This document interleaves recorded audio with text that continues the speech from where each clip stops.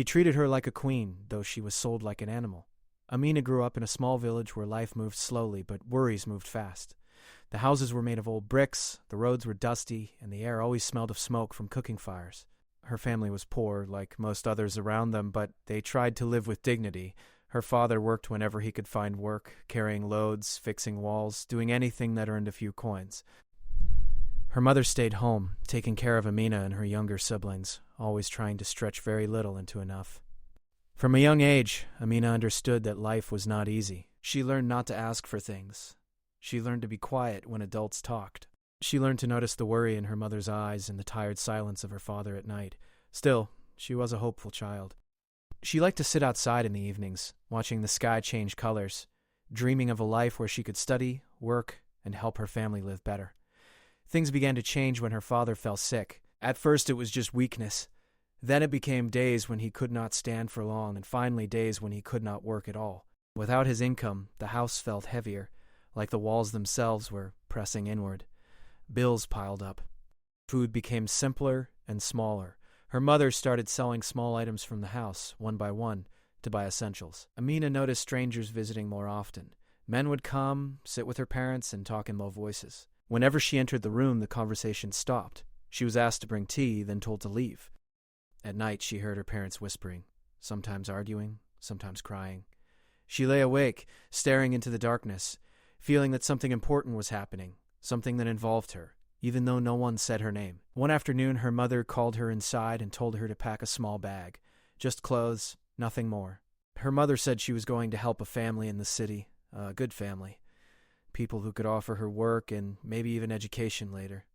"It's only for some time," her mother said, forcing a smile that did not reach her eyes. "You'll be safe, and you'll help us too." Amina felt confused. She was young, but not foolish. She knew that people did not usually leave their families so suddenly. She wanted to ask questions, but fear held her back. In her world, children did not question decisions made by adults, especially not when money and survival were involved. So she nodded and went to fold her clothes, her hands shaking slightly. The next morning, she hugged her siblings tightly. They did not understand what was happening. They thought she was going on a short trip. Her father avoided her eyes. Her mother held her longer than usual, whispering prayers under her breath. Amina felt a strange weight in her chest, a feeling she could not name. The journey was long. She sat in the back of a vehicle with a woman she had never met before. The woman did not speak much, only telling her to sit properly and stay quiet. The village disappeared behind them, replaced by busy roads and tall buildings. Amina pressed her face to the window, watching everything change, feeling as if her old life was slipping away with every mile. When they arrived, Amina was taken into a large house she had never imagined before. The floors were clean and shiny. The rooms were big and filled with expensive furniture. She felt small and out of place, standing there with her worn shoes and simple clothes. Several adults were already inside, talking seriously. She stood near the door, unsure where to go. No one spoke to her directly at first. Papers were brought out. Numbers were mentioned. She did not understand everything, but she understood enough to feel her heart sink. She noticed her mother was not there. Her father was not there. Instead, strangers were making decisions about her life as if she were not even in the room. Then she saw it. Money passed from one hand to another. It was quick, quiet, and careful, like something shameful that should not be seen. At that moment, the truth hit her with a cold force. This was not just work. This was not a temporary stay. She had been exchanged. Sold, though no one dared to say the word out loud. Her throat felt tight. She wanted to cry, to scream, to run back to the door and never look back, but her legs would not move. Fear froze her in place. She felt invisible, like an object that had just changed owners. A man entered the room then. He was calm, well-dressed, and carried himself with confidence. The others showed him respect. He looked at Amina, not with anger or excitement, but with a quiet seriousness. For a moment their eyes met. Ah! She expected coldness. Instead, she saw something else. Thoughtfulness, maybe even discomfort. The discussion ended soon after. The woman who had brought Amina nodded, took the money, and left without looking back. Amina stood there alone, her past walking away without her. The man approached her slowly. He asked her name. When she answered in a low voice, he repeated it, as if making sure to remember it. He told her she would stay in the house and that she should not be afraid. His voice was steady, not loud, not harsh. Still, Fear lived inside her. Kind words could not erase what had just happened. She followed him through the house, each step feeling unreal. He showed her a small room, clean and quiet, with a bed and a window. It was more than she had ever had before, yet it did not feel comforting. Nothing could. That night, Amina sat on the bed, holding her bag close to her chest. She thought of her family, her village, her old life. She wondered if her parents were crying too, or if they were telling themselves this was the only way to survive. She did not know whether to feel angry, sad, or ashamed. All she knew was that something inside her had broken. As the lights went out and the house grew quiet, Amina stared into the darkness. She did not know what tomorrow would bring. She did not know what kind of life waited for her in this unfamiliar place. But deep in her heart, one truth stayed clear and painful. Her childhood had ended the moment money changed hands. And even though no one had used cruel words, even though everything had been done politely and quietly, she knew she had crossed a line she could never return from. This was the beginning of a life she did not choose, a story written by others, starting with a sale no one spoke about. The next morning, Amina woke up before the sun. She did not know why she was awake so early. Maybe it was fear, or maybe it was the silence. In her village, mornings were full of sound, roosters, children, voices, and movement. Here, the house felt too quiet, like it was holding its breath. She sat up slowly on the bed and looked around the room again, hoping it would feel more familiar. It did not. Her room was small but clean. The bed was soft, softer than anything she had slept on before. There was a window with light curtains and a small table beside the bed. Everything looked neat and untouched, as if no one had ever lived there before. Amina felt like a guest who did not know how long she was allowed to stay. She washed her face in the small bathroom attached to the room. The mirror showed a girl who looked the same, yet different. Her eyes seemed larger, filled with questions she could not answer. She whispered her own name under her breath, afraid that if she did not, she might forget who she was. Soon, a woman knocked gently on the door. She was older, with kind eyes and a calm face. She introduced herself as Fatima and told Amina she would help her understand the house rules. Her voice was soft, not demanding. Still, Amina felt nervous. She followed Fatima quietly through the long hallways, careful not to touch anything. The house was big, much bigger than Amina had imagined.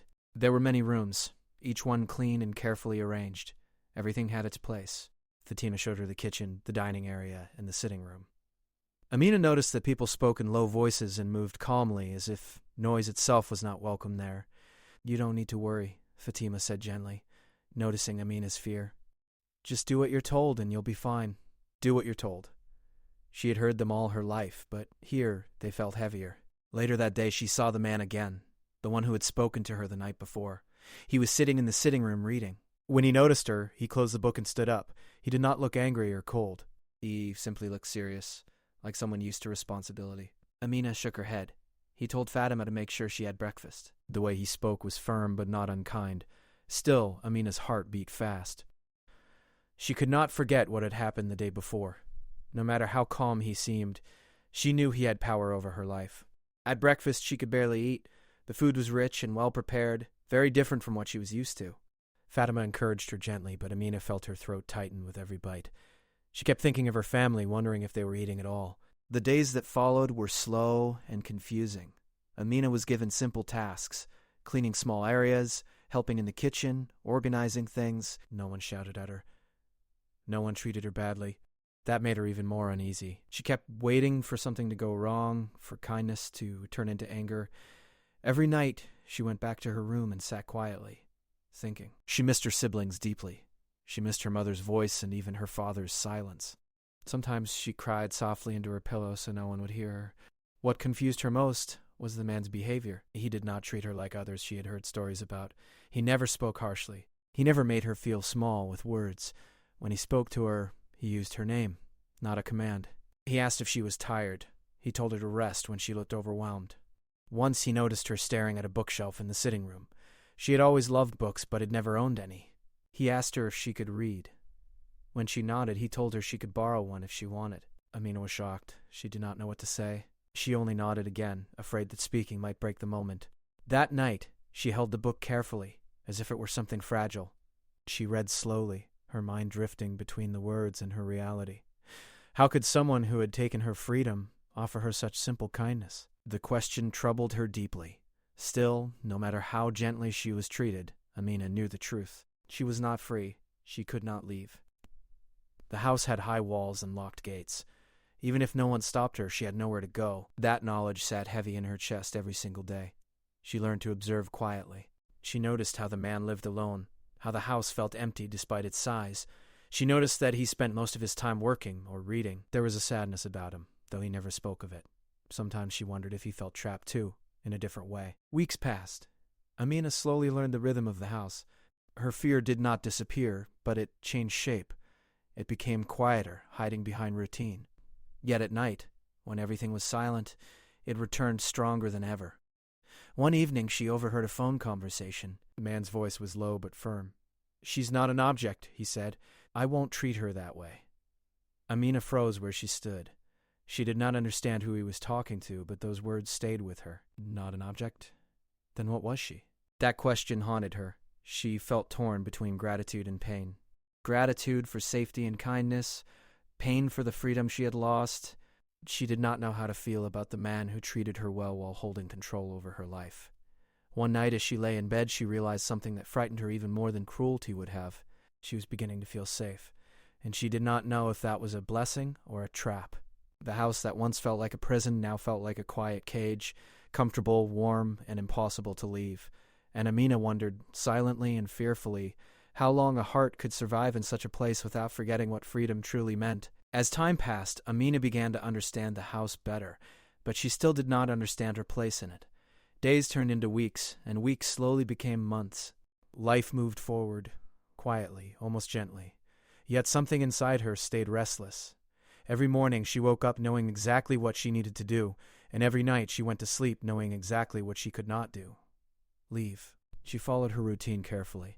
She cleaned, helped in the kitchen, and completed every task with care. She wanted to do everything right, not because she feared punishment, but because she feared losing the small peace she had found. The house was calm, and calm felt precious to her now. The man, Hassan, continued to treat her with the same steady respect. He never raised his voice. He never used harsh words. He spoke to her like a person, not like a thing. Sometimes he asked her opinion on small matters, like whether the tea was too strong or which book he should read next.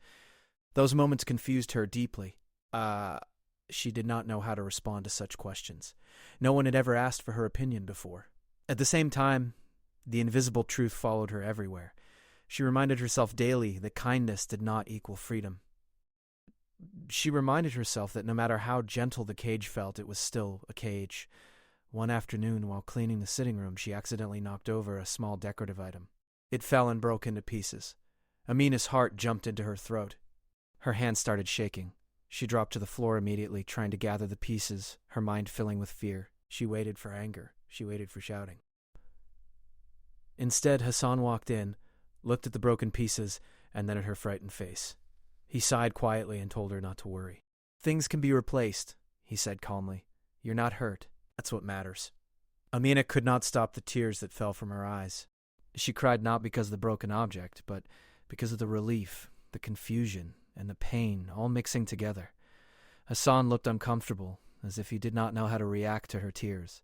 He left the room quietly, giving her space. That moment stayed with her for a long time. It made her realize how deeply fear still lived inside her.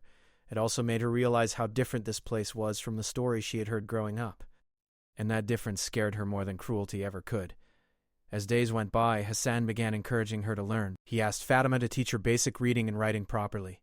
Amina was surprised. Be so happy she had only learned a little as a child before school became too expensive. Now, she sat at a table each afternoon, holding a pencil carefully, practicing letters like they were something sacred. Learning gave her a strange sense of joy and pain at the same time. Joy because knowledge made her feel alive. Pain because she wondered what her life could have been if things were different. Sometimes she imagined herself studying freely, walking into a school with confidence, choosing her own future. She never spoke those thoughts out loud. Hassan watched her progress quietly. He never pressured her, never rushed her. He treated learning like something she deserved, not something she owed. Still, every time he praised her effort, guilt crept into her heart. She felt thankful, and that scared her. She did not want gratitude to erase the truth of her situation. One evening, she gathered enough courage to ask a question that had been burning inside her. Her voice shook as she spoke. Why are you kind to me? Because kindness should not depend on power, he said simply. His answer did not bring her peace. Instead, it opened more questions. If he believed that, why did he still keep her there? Why did he hold the key to the gate? That night, Amina lay awake for hours, staring at the ceiling. She thought about invisible chains. They did not hurt the body, but they wrapped tightly around the heart. She felt caught between two worlds, one where she was safe and one where she was not free. She started noticing small things more clearly. The locked doors at night, the way outings were always supervised, the fact that she had no money of her own, no documents, no way to prove who she was outside those walls. Freedom was not taken from her loudly. It was taken quietly, step by step. Yet, Hassan never acted like a ruler. Sometimes he looked tired, sometimes he looked lonely. Once, she saw him staring at an old photograph for a long time. She did not ask about it. She sensed that both of them carried stories they did not know how to tell. As months passed, Amina grew more confident in small ways. She spoke more clearly. She walked with less fear. She read books that opened her mind to new ideas. But with every step forward, the question of her future grew heavier. Who was she becoming in this place? She was no longer the scared girl who arrived with a small bag, but she was not a free woman either. She was something in between, and that space felt fragile. One afternoon, while helping Fatima in the kitchen, Amina asked a quiet question. Do you think someone can be good and still do something wrong? Fatima paused before answering. Yes, she said gently. Life is full of people like that. That answer stayed with Amina. It helped her understand her feelings better. She could accept kindness without forgetting the wrong. She could feel safe without believing everything was right. That realization made her stronger. She stopped blaming herself for feeling confused, busy. She allowed herself to hold two truths at once, that Hassan treated her well, and that her freedom had been taken. Neither erased the other. One evening, as she looked out of her window at the sky turning orange and pink, she felt something new growing inside her. Not fear, not gratitude, but quiet determination. She did not know when or how, but she knew one thing clearly now. Her life could not remain in this in-between state forever. Kindness was not enough. Comfort was not enough. Respect was not enough. One day she would need a choice.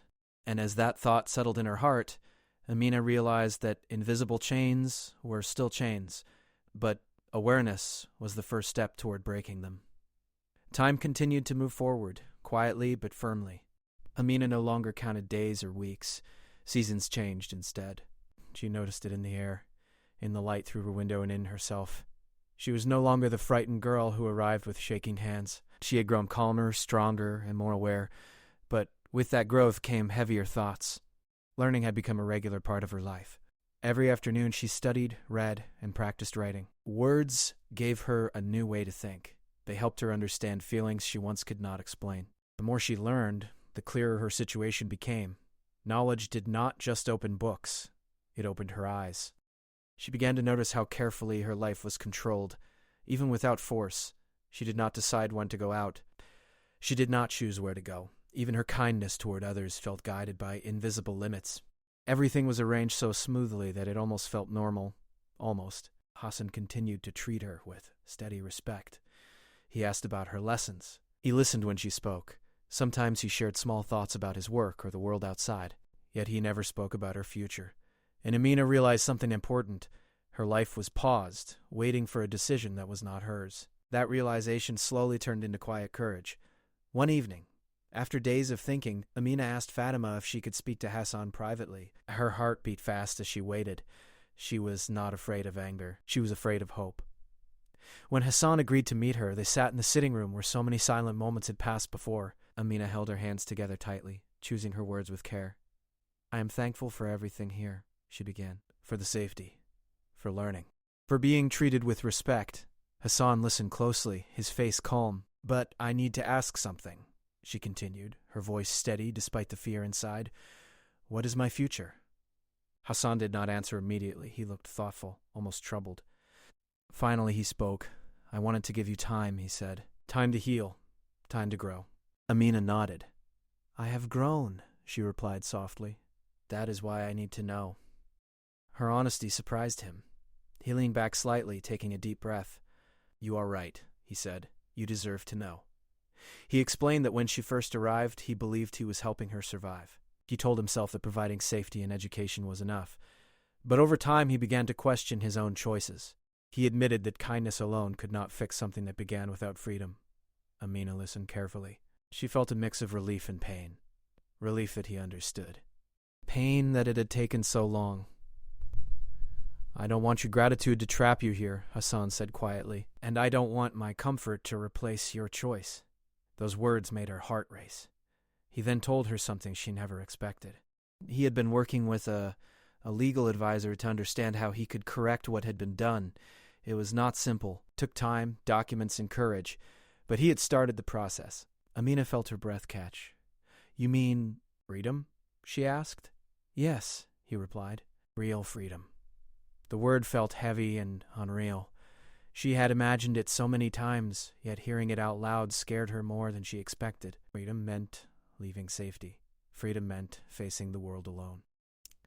Hassan continued, "I will not decide for you. When the process is complete, you will choose. Stay and work with fair pay and full choice, or leave and live your own life."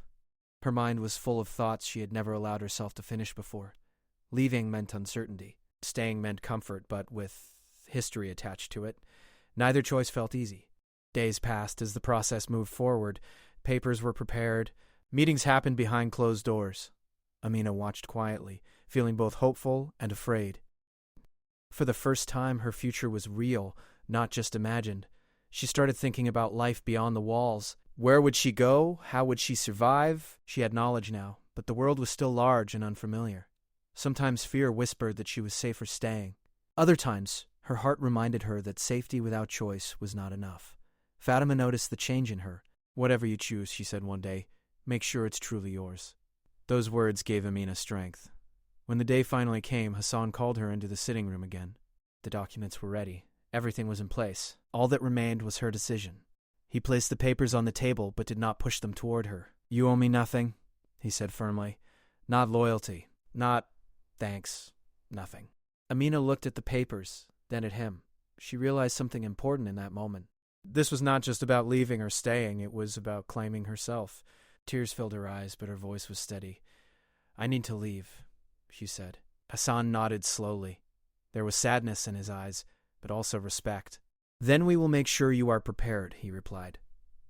In the days that followed, Amina prepared quietly. She packed her few belongings. She planned where she would go first. Hassan made sure she had resources to start fresh, not as charity, but as responsibility.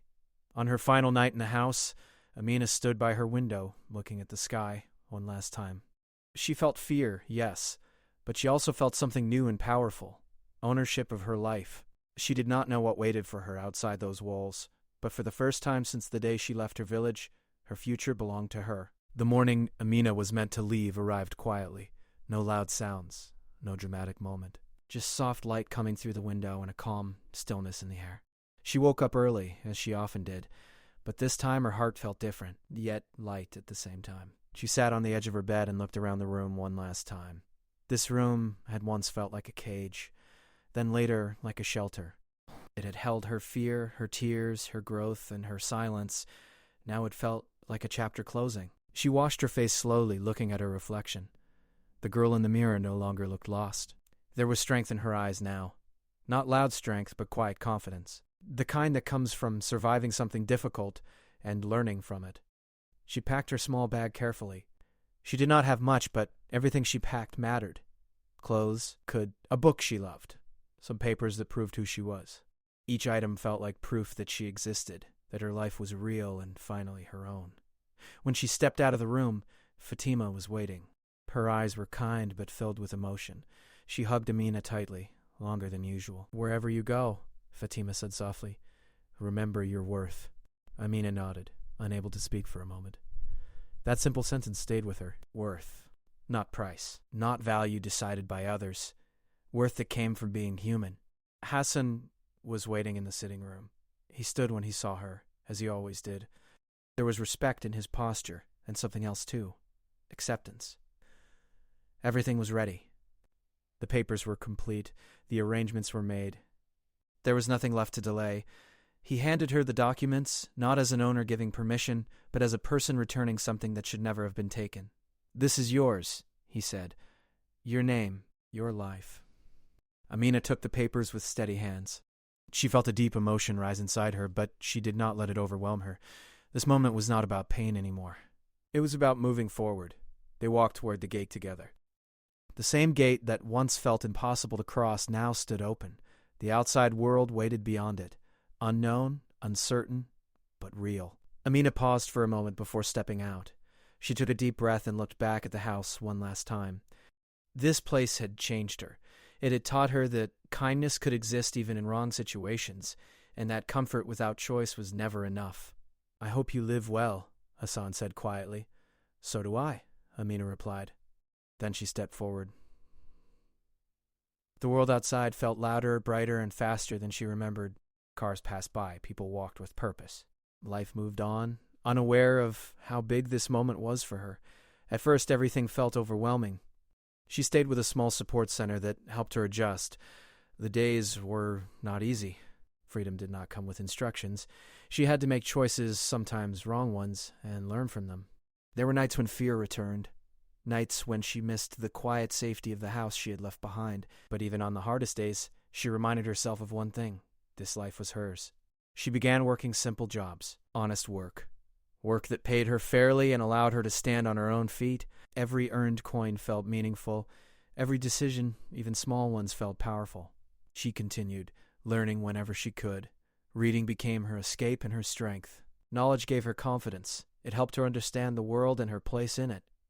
Slowly, she started helping others too. She spoke gently to people who felt lost, and she listened without judgment. She shared her story carefully, not to seek pity, but to offer hope. She did not hide her past. She did not let it define her either. One day she visited her village again. It had not changed much. The roads were still dusty, the houses still simple, but she had changed. Her family was shocked to see her standing tall, calm, and confident. There were tears, apologies, long silences. Healing did not happen in one moment, but it began there. Amina did not come back as a victim. She came back as a woman who had survived, learned, and chosen herself. As time went on, she built a life piece by piece. It was not perfect, it was not easy, but it was real. Sometimes she thought about Hassan, not with anger, not with gratitude, but with understanding. Life had brought them together in a complicated way.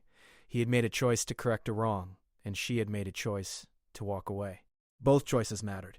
Years later, Amina stood on her own balcony watching the sky change colors just like she used to as a child. The same sky, but a very different life.